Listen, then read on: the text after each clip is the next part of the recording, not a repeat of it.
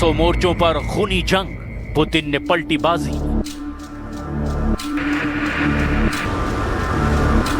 Putin ने वाकई रूस यूक्रेन जंग में बाजी पलट कर रख दी है। जिस रूस ने 24 फरवरी 2022 को यूक्रेन पर भीषण हमले शुरू किए थे, आज उसी रूस की शर्तों पर युद्ध विराम की बातें हो रही है। हैरानी की बात तो ये है कि शांति समझौते को लेकर हो रही बातचीत के बीच रूस ने पूर्वी यूक्रेन के 200 मोर्चों पर अब भयंकर हमले शुरू कर दिए हैं।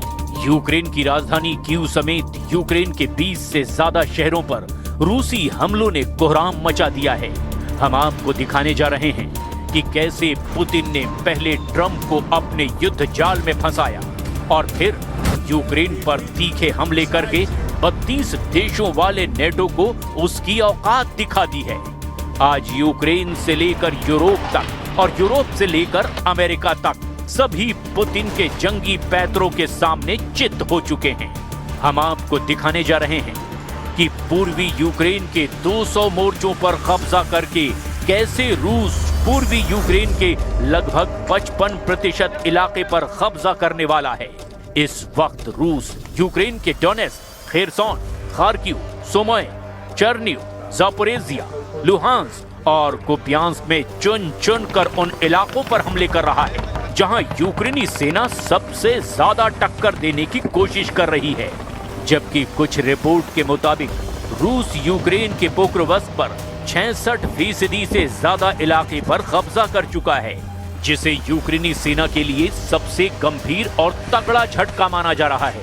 हैरानी की बात तो ये है कि हारते यूक्रेन को जिताने के लिए यूरोप और नेटो के 10 से 12 देश अभी भी एड़ी चोटी का जोर लगा रहे हैं, जिसमें नेटो देश Germany, France, Britain, Poland, 3 Baltic देश हर हाल में रूस की जीत को रोकने की कोशिश में जुटे हैं।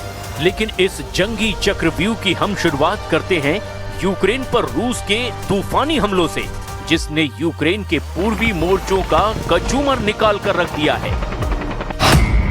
200 मोर्चों पर रूस का तूफान चीर डाला पूर्वी यूक्रेन।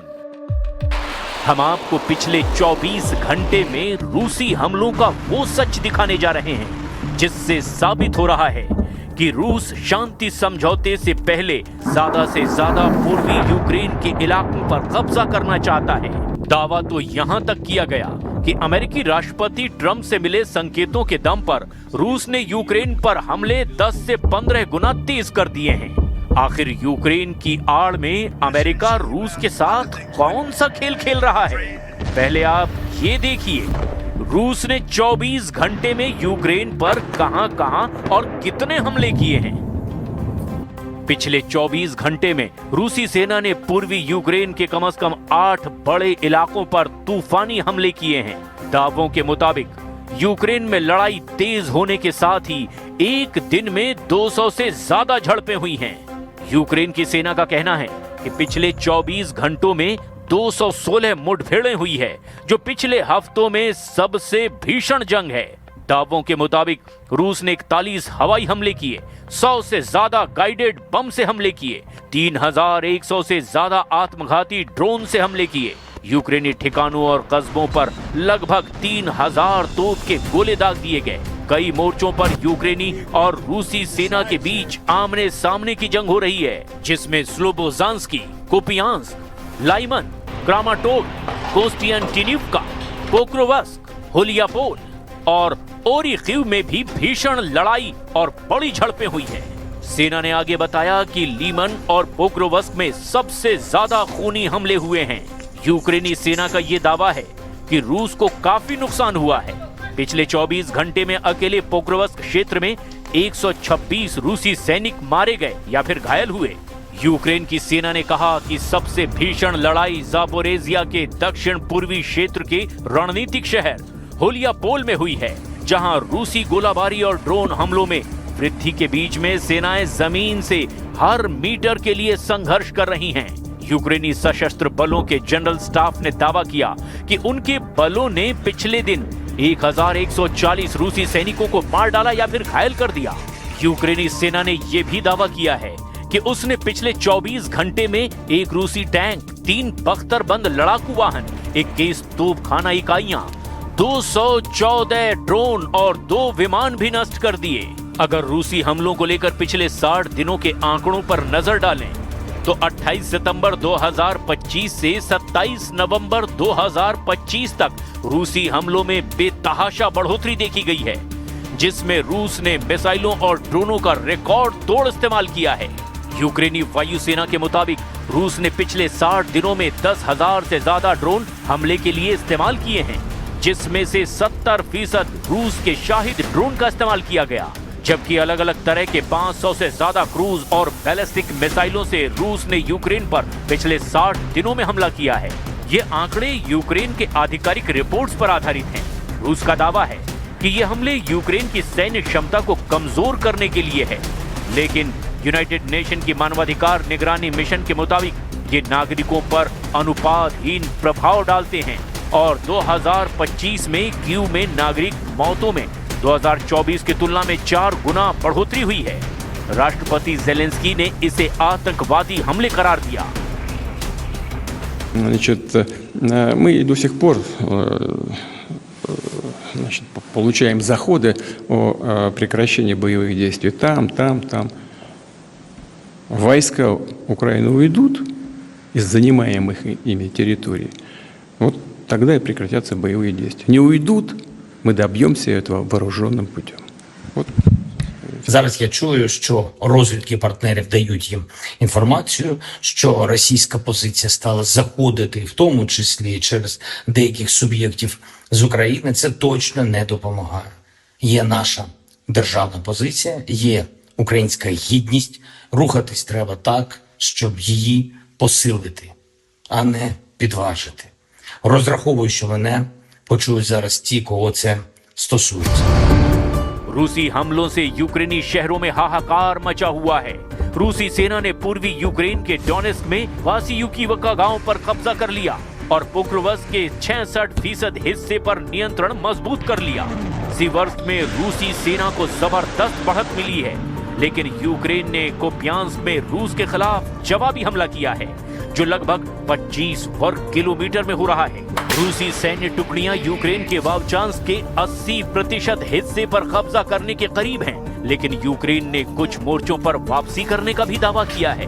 रूसी सेनाओं ने गुलियापोल के उत्तर में बढ़त हासिल की है। Нас угрозой по-прежнему остается и стремление НАТО затащить в свою орбиту Украину. Членство этой страны в агрессивном военном альянсе, который провозгласил своей целью, так сказать, Россию, назвав ее угрозой безопасности во всех операционных средах, для нас неприемлемо. Я повторю еще раз, потому что суть деятельности НАТО – это противодействие нашей стране. रूस यूक्रेन युद्ध खत्म करने के अमेरिकी राष्ट्रपति डोनाल्ड ट्रंप के विवादास्पद योजना पर यूक्रेन के राष्ट्रपति ज़ेलेंस्की भड़क गए हैं। यूरोप ने भी इस प्रस्ताव पर असहमति जाहिर की है। ऐसे में प्रस्ताव के लागू होने से पहले ही विवाद बढ़ गया है। अमेरिकी सीनेटरों ने भी इसकी कड़ी आलोचना की है। वहीं जर्मनी के फ्रेडरिक मर्ज ने तो दो टूक कह दिया है कि नेटो किसी भी कीमत पर रूस को जंग नहीं जीतने देगा। पिछले 1 साल से रूस ने पश्चिमी रूस के कुर्स्क इलाके से यूक्रेनी सेना को पूरी तरह खदेड़ दिया है। अगर हम डॉनबास इलाके की बात करें तो इसके 78% इलाके रूस के कब्जे में हैं। डोनेस्क और लुहांस्क को मिलाकर पूरा डॉनबास पूर्वी यूक्रेन में आता है। यहाँ पर रूस की जबरदस्त बढ़त है और ऐसे हालात में अब रूस ने एक बार फिर से कुर्स्क इलाके में उत्तर कोरिया के सैनिकों को जंग में उतार दिया है। नॉर्थ कोरिया की सेना रूस के लिए यूक्रेन के खिलाफ न केवल युद्ध कर रही है, बल्कि वो कुर्स्क क्षेत्र में बारूदी सुरंगों को भी हटा रही है। इस मदद पर रूसी सेना ने किम जोंग उन की आर्मी को थैंक यू कहा है। उसने कहा कि वो बहुत बहादुर हैं और हम इस मदद को कभी नहीं भूलेंगे। रूस और नॉर्थ कोरिया का आपसी सहयोग एक नई ऊंचाइयों तक पहुंच रहा है। कोरिया न सिर्फ रूस की रक्षा क्षेत्र में मदद कर रहा है, बल्कि वो खतरों से भी खेल रहा है। उत्तर कोरियाई सैनिकों ने रूस के पश्चिमी कुर्स्क क्षेत्र में यूक्रेनी घुसपैठ को रोकने में मदद की थी। अब वो उस क्षेत्र में बारूदी सुरंगों को हटाने में एक महत्वपूर्ण भूमिका निभा रहे हैं। रूसी रक्षा मंत्रालय के द्वारा जारी वीडियो में उत्तर कोरियाई सैनिकों को विभिन्न प्रकार की बारूदी सुरंगें और उनका पता लगाने वाले उपकरण चलाते हुए दिखाया गया। दोनों देशों के बीच पारस्परिक रक्षा समझौते के तहत उत्तर कोरिया ने पिछले साल लगभग 14,000 सैनिक रूस के साथ लड़ने के लिए कुर्स्क भेजे थे। दक्षिण कोरियाई, यूक्रेनी और पश्चिमी सूत्रों के अनुसार एक न्यूज एजेंसी ने बताया कि इसमें 6,000 से ज्यादा मारे गए हैं। अगस्त 2024 में यूक्रेनी सैनिक पश्चिमी कुर्स्क क्षेत्र में दाखिल हुए थे और महीनों तक उस पर कब्जा बनाए रखा। आखिरकार अप्रैल 2025 में उन्हें बाहर कर दिया गया। इस पर रूसी राष्ट्रपति व्लादिमीर पुतिन ने कहा था कि रूसी बलों ने उत्तर कोरियाई सैनिकों की मदद से उन्हें बाहर खदेड़ा है। अब कुर्स्क में फिर से रूसी सैनिकों के साथ मिलकर उत्तर कोरिया ने मोर्चा खोल दिया है।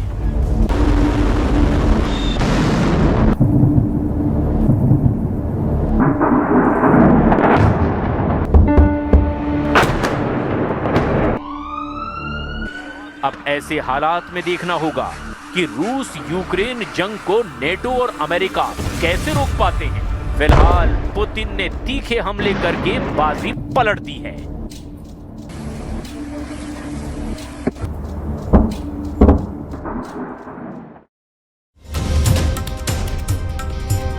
को पुतिन से अलर्ट रहने का मैसेज भेज दिया है, क्योंकि रूस ने लंबी दूरी तक हमला करने वाली मिसाइलों का प्रोडक्शन अब कई गुना ज्यादा बढ़ा दिया है। रूस इस्कंदर और किंजल जैसी घातक मिसाइलों का एक बड़ा भंडार जुटा चुका है और इस बीच प्रेसिडेंट पुतिन ने नेटो को फिर से धमकी दी है। पुतिन की धमकी नेटो चीफ के बयान के बाद आई है, जिसमें उन्होंने कहा है कि नेटो का कोई भी फैसला पुतिन नहीं कर सकेंगे। उधर जर्मनी के चांसलर फ्रेडरिक मर्ज ने ऐलान कर दिया कि यूरोप की महाशक्तियां रूस को यूक्रेन में युद्ध नहीं जीतने देंगी।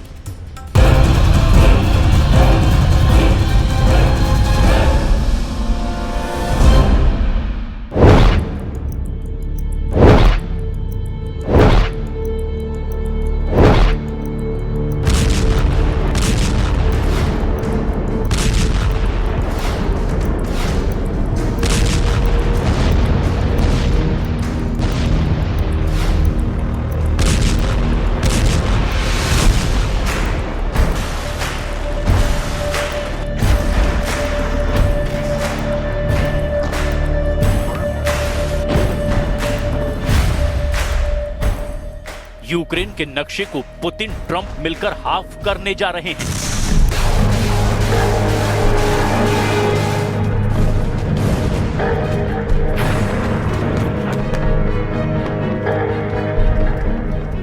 इसके बाद पुतिन अकेले कई देशों को साफ करने के सिग्नल दे रहे हैं।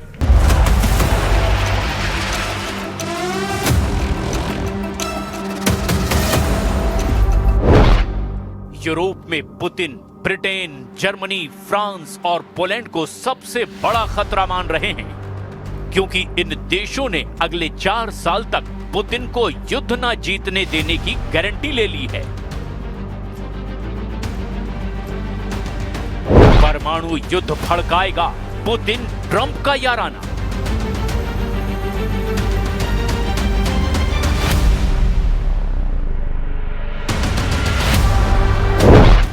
रूस को घेर कर चलाएंगे नेटो के 30 देश।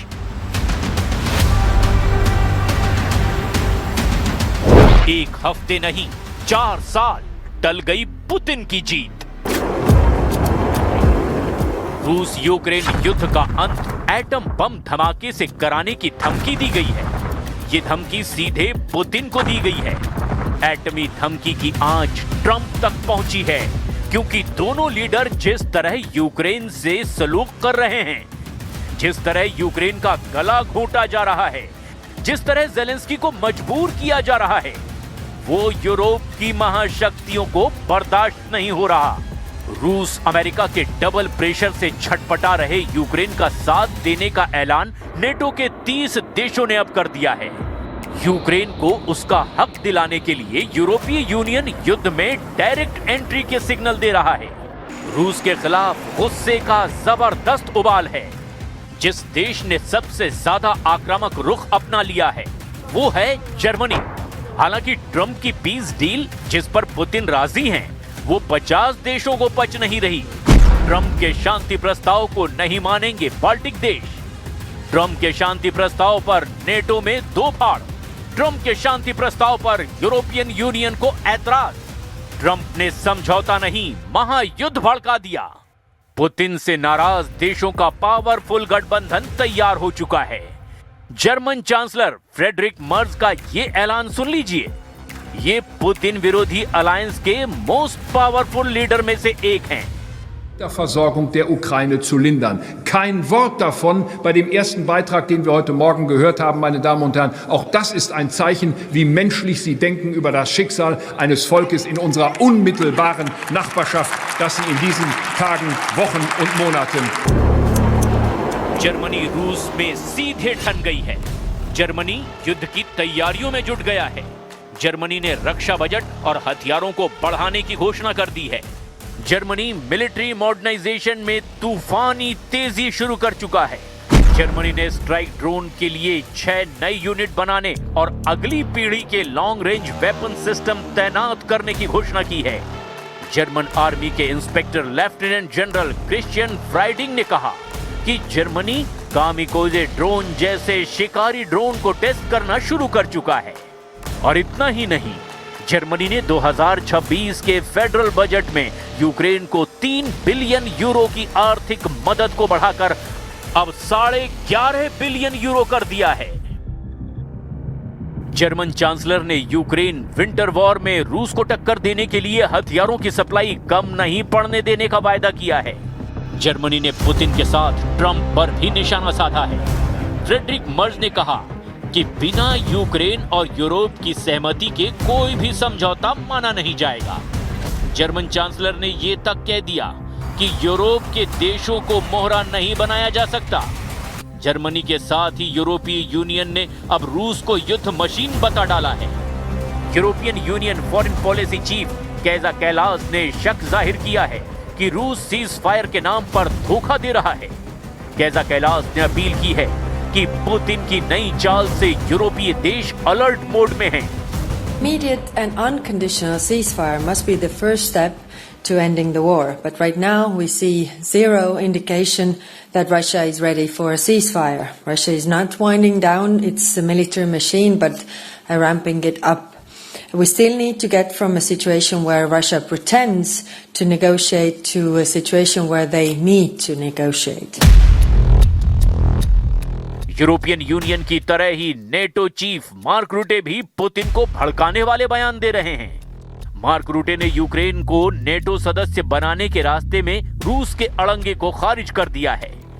नेटो चीफ ने कहा कि यूक्रेन को नेटो मेंबरशिप दी जाएगी या नहीं, इससे रूस का कोई लेना देना नहीं है। पुतिन के पास नेटो का कोई वीटो नहीं है जिससे वो तय करेंगे कि कौन नेटो सदस्य बनेगा और कौन नहीं। नेटो चीफ का ये बयान पुतिन का दिमाग खराब कर सकता है, क्योंकि यही सबसे बड़ी वजह है जिसने यूक्रेन रूस युद्ध शुरू करवाया।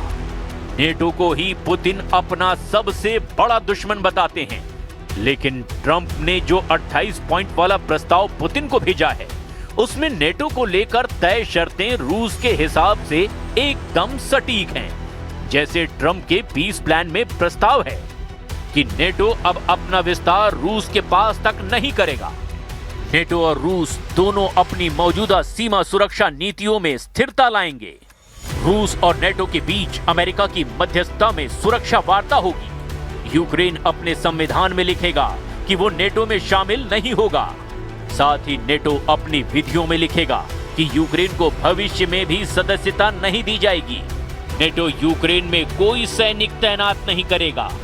यूक्रेन नेटो की सैन्य तैनाती की इजाजत भी नहीं दे पाएगा। यूरोपीय सुरक्षा संरचना को यूक्रेन की सीमाओं से दूर रखा जाएगा।